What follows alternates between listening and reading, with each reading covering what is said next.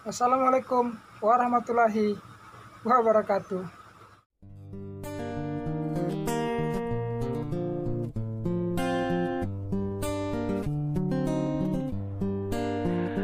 Apapun mereka bilang, tekadku takkan hilang. Jalanku masih panjang, garis akhir yang ku pandang. Apapun mereka bilang, tekadku takkan hilang. Jalanku masih panjang, garis akhir yang ku pandang. Apapun mereka bilang, tekadku takkan... Di video kali ini bro, kita akan membahas 4 alat kerja ya yang wajib ada di proyek MRT. Alat apa sajakah itu dan kegunaannya seperti apa? Tetap ikuti di video ini. Oke. Ini adalah keempat alat kerja kita ya yang ada di proyek MRT, dan satu persatu akan kita bahas. Yang pertama namanya LG ya, atau launching gantry. Dan LG ini terdiri dari 4 bagian. Yang pertama kaki, yang kedua tulang, dan ketiga seling, keempat namanya genset. Dan keempat bagian ini memiliki fungsi yang berbeda-beda ya. Kalau kaki itu fungsinya untuk dudukan LG, tulang itu gunanya untuk penahan beban yang akan diangkat dan penahan genset. Nah, seling gunanya untuk mengangkat beban ke atas, dan genset adalah mesin LG sendiri ya. Dan keempat bagian ini sangat penting fungsinya ya. Jadi dia tidak bisa dipisahkan. Dan ini adalah beberapa gambar cara kerja LG ya.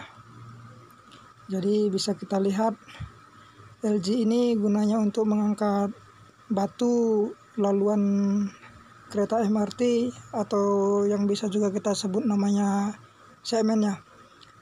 Jadi LG ini kita pakai untuk span yang standar saja ya bro. Jadi gunanya untuk kita tahan dan kita susun satu persatu ke atas. Semua boleh tersusun rapi dan akan kita setel rapat menurut T0 sebagai pedomannya ya. Dan akhirnya span akan jadi seperti yang ada di gambar berikut ini bro. Nah demikianlah bro ya, span akan menjadi seperti ini, rapat, rapi. Sebelum kita stressing, kita harus buat seperti ini dulu. Dan ini adalah gambar LG kalau kita lihat dari bagian atas. Demikianlah bro ya. Jadi yang pertama, alat yang harus ada di proyek MRT itu namanya LG atau launching gantry. Oke, next kita lanjut yang kedua. Alat yang kedua namanya adalah mobil crane, dan yang kegunaannya adalah untuk mengangkat barang atau memindahkan barang ya, dari atas ke bawah atau dari bawah ke atas.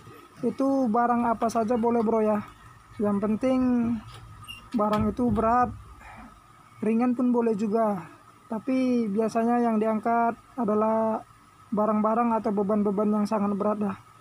Itu biasanya itu di atas 2 ton sampai dengan 80 ton ya. Sebab kapasitas kren ini itu bermacam-macam. Ada dia yang 25 ton, ada yang 50 ton, ada yang 100 ton, bahkan ada yang 200 sampai 500 ton ya. Ya demikianlah tentang kren ini, karena mobil kren ini di Indonesia juga sudah banyak ada ya.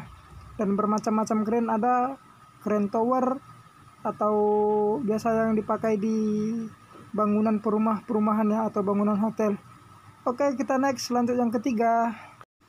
Yang ketiga adalah bomb lift atau skylift. Gunanya bomb lift atau skylift ini adalah untuk menjangkau tempat yang tidak ada tangga atau yang tinggi atau yang tidak terjangkau oleh manusia ya. Jadi kita menggunakan bom lift atau skylift untuk menjangkau tempat itu, dan gunanya untuk mempermudah kita bekerja ya bro. Dan bom lift ini juga atau skylift ini juga di Indonesia sudah banyak ya. Biasanya itu pekerja-pekerja PLN itu sering memakai bom lift dan skylift ini. Dan pastinya juga ya kerja-kerja di bangunan ya, di proyek-proyek. Yang keempat adalah pump dan jack stressing ya. Ini adalah alat satu bagian ya bro. Nah, di mana ada pump mesti ada di situ jack, dan di mana ada jack mesti ada di situ pump. Sebab jikalau kedua benda ini kita pisahkan, makanya dia tidak akan berguna ya. Sebab dia adalah satu kesatuan, dan kegunaannya adalah untuk finishing, yaitu stressing, di mana itu batu segmen yang sudah kita susun, kita setel rapat, kita buat rapi, harus kita stressing supaya jikalau LG sudah pergi meninggalkan batu itu tidak akan jatuh ke bawah. Jadi artinya adalah untuk menahan batu itu supaya tidak jatuh ke bawah. Dan bagaimana kerjaan kita di saat stressing, boleh broku cek di video saya yang atas ini ya. Di video itu akan menunjukkan bagaimana cara kita stressing, dan supaya bro-broku semua boleh tahu seperti apa kerjaan saya di sini ya, di tanah rantau ini. Oke broku, itulah alat-alat kerja atau 4 alat wajib yang harus ada di proyek MRT ya. Ya mudah-mudahan bisa menambah pengetahuan kita semua. Dan perlu broku ketahui semua, untuk kerja menggunakan alat-alat itu kita harus memiliki sekolah-sekolah tertentu. Bagaimana nanti sekolah-sekolahnya di video selanjutnya kita akan bahas. Sekolah apa saja yang kita ikuti supaya kita bisa ikut bekerja di keempat alat itu. Demikian dulu video kita ya. Jikalau teman-teman suka video ini bisa di like.